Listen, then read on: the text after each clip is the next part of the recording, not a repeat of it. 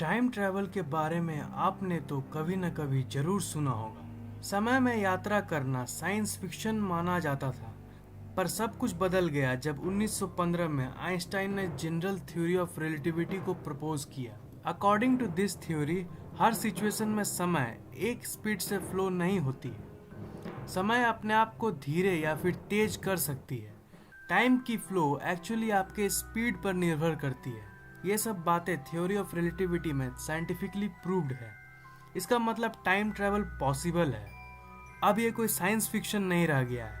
Time travel दो तरीके के होते हैं। पहली, समय को तेजी से पार करके भविष्य में जाना, और दूसरी, समय में पीछे जाना।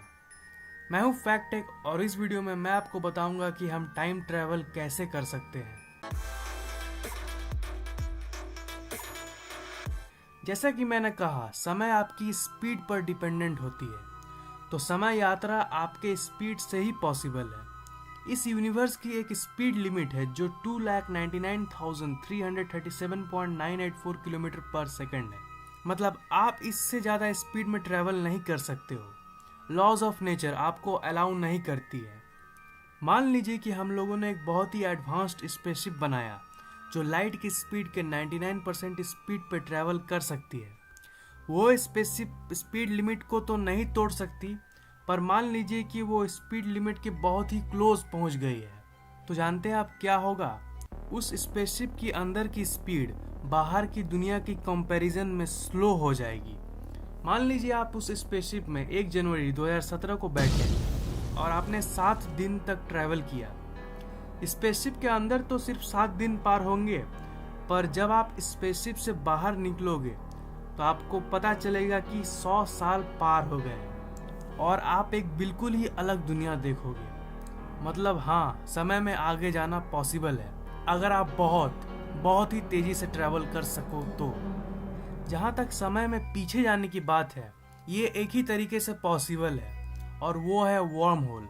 वर्म होल एक पैसेज है जो 2 जगहों और 2 अलग अलग वक्त को जोड़ती है। आश्चर्यजनक बात यह है कि वर्म होल हमारे बीच ही मौजूद है, पर वो बहुत ही सूक्ष्म यानी छोटे लेवल पर एग्जिस्ट करती है। साइंटिस्ट का यह मानना है कि अगर हम किसी भी वर्म होल को कैप्चर करके मैग्नीफाई कर लें तो हम उसमें घुस के समय में पीछे जा सकते हैं। आज की टेक्नोलॉजी में ना उतनी रफ्तार वाली स्पेसशिप बनाना पॉसिबल है और ना ही वर्म होल को कैप्चर करने वाली मशीन बनाना पॉसिबल है, पर हम ये उम्मीद कर सकते हैं कि फ्यूचर में बेहतर टेक्नोलॉजी की मदद से हम ये सब पॉसिबल कर पाएं। अगर ये वीडियो पसंद आए तो लाइक कर दो, कमेंट और शेयर करना मत भूलना। और अगर आपने अभी तक फैक्ट टेक को सब्सक्राइब नहीं किया है तो आप सब्सक्राइब कर लो, क्योंकि मैं ऐसे इंटरेस्टिंग कंटेंट्स आपके लिए लाता रहूंगा। Thanks for watching, see you in the next video.